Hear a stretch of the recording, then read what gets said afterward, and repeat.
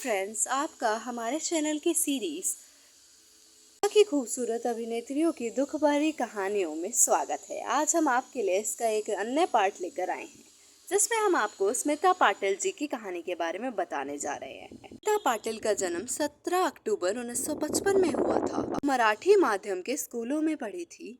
अपनी पढ़ाई पूरी करने के बाद बम्बई दूरदर्शन पर समाचार पढ़ने लगी थी। स्मिता पाटिल ने अपने फिल्मी करियर की शुरुआत अरुण कॉपकर की एक डिप्लोमा फिल्म से की थी।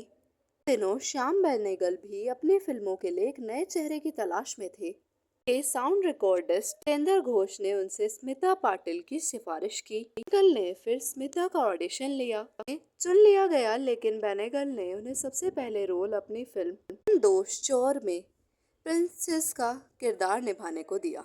उन्होंने उसे निशांत में भी रोल देने का फैसला किया। स्मिता की खासियत थी कि वह किसी भी रोल में अपने आप को पूरी तरह से ढाल लेती थी। स्मिता पाटिल ने भूमिका, मंथन, अर्थ, मंडी, गमन और निशांत जैसी समानांतर फिल्में तो की हैं, साथ ही उन्होंने बड़े बजट की फिल्मों में भी शक्ति और नमक हलाल में अपना हाथ आजमाया। मंथन फिल्म में उन्होंने गांव की एक महिला की भूमिका निभाई थी। पहले तो मिल्क कोऑपरेटिव का विरोध करती है और फिर उसी का ही हिस्सा बन जाती है। भूमिका फिल्म में उन्होंने बागी का रोल निभाया था। इसके लिए उन्हें सर्वश्रेष्ठ अभिनेत्री का पुरस्कार भी मिला था। फिल्म भवनी भवनाई में उन्होंने हर जनजातीय महिला की भूमिका निभाई थी। फिल्म के दौरान स्मिता पाटिल को अपने सह अभिनेता राज बब्बर से प्यार हो गया था। वो शादीशुदा थे और 2 बच्चों के बाप थे।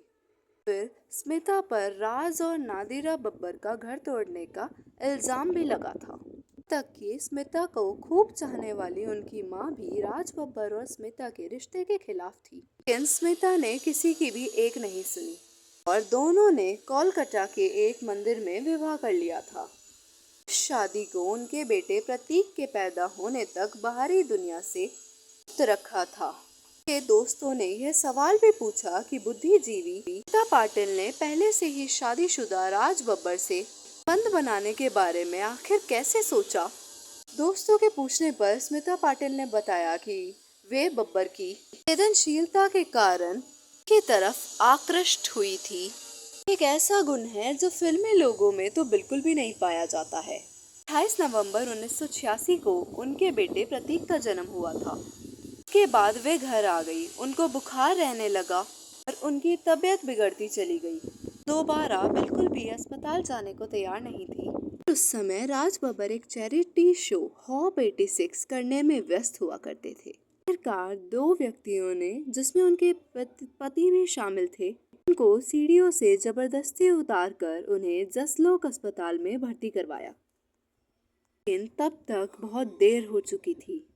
की बहन का मानना था कि बेटे को जन्म देने के बाद उनका स्वास्थ्य गिरता चला गया था और उनको वायरल इन्फेक्शन भी हो गया था, और कुछ ने ये भी कहा कि वो मेनिंजाइटिस की चपेट में आ गई हैं और एक एक कर उनके सभी अंगों ने कार्य करना बंद कर दिया था। 13 दिसंबर 1986 को स्मिता पाटिल ने दम तोड़ दिया था। उस समय उनकी उम्र मात्र 31 वर्ष की रही थी। स्मिता पाटिल एक संवेदनशील, भावुक और दयालु महिला थी। उनकी बहन उनके लिए आजाद पक्षी शब्द का प्रयोग करती हैं। को गाड़ी चलाने का भी बहुत शौक था। अक्सर अपने ड्राइवर को पीछे बिठाकर खुद ही स्टीयरिंग संभाल लेती थी। स्मिता को मोटरसाइकिल चलाने का भी शौक था और साथ ही साथ उन्हें दूसरों की मदद करने का भी शौक था। पर एक अजनबी ने आकर उनसे कहा कि वो मुसीबत में हैं, क्या आप मेरी मदद करेंगी?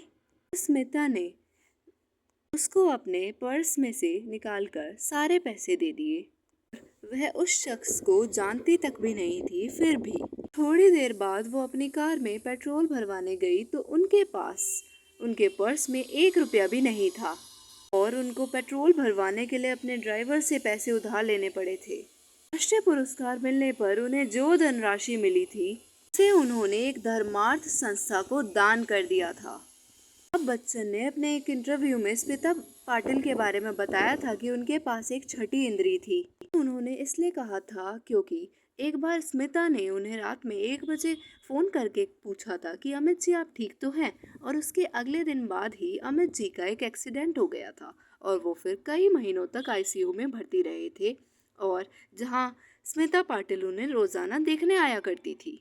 आपको स्मिता पाटिल की कहानी पसंद आई तो हमारे चैनल को सब्सक्राइब करना मत भूलिएगा। धन्यवाद आप सभी का हमारी वीडियो को देखने के लिए।